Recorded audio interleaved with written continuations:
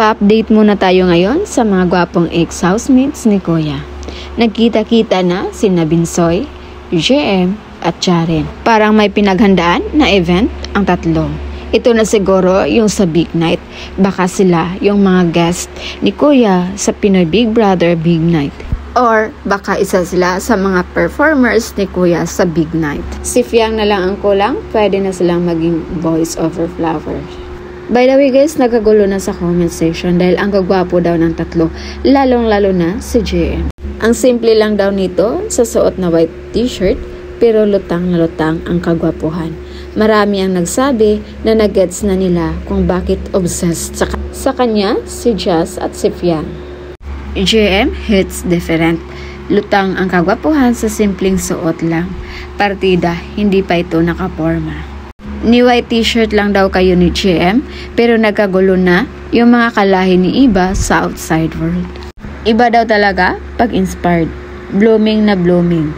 Siya yung tipong tao na hindi trying hard magpapugi, pero ang pugi na. Sina Binsoy, JM at Jaren ang pinakamalakas na fandom ni Fiang in one frame. Sa nakikita ng mga tao, malaki daw ang tsansa na magkaroon ito ng lugar sa showbiz. Ang astig ng datingan at sobrang gwapo. Pwedeng pang leading men. Kung given na gwapo na talaga sina JM at Jaren, hindi din nagpapahuli si Binsoy. Dahil talagang literal na pag tumabi ka sa mga gwapo, talaga namang lulutang din yung kagwapuhan mo. Kung ang mga kalahi ni Iba sa outside world ay nanggigigil sa kagwapuhan ni Jaren, Binsoy at JM, ang mga bashers naman ay nanggigigil pa rin gila Jazz at Fiang dahil ito daw yung 1, 2, 3 na kinakapitan ni Fiang sa loob ng bahay ni Kuya.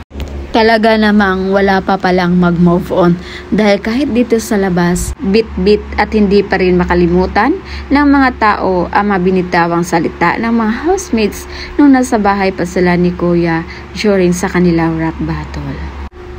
So, yun muna yung update natin guys. And again, this is Wills TV.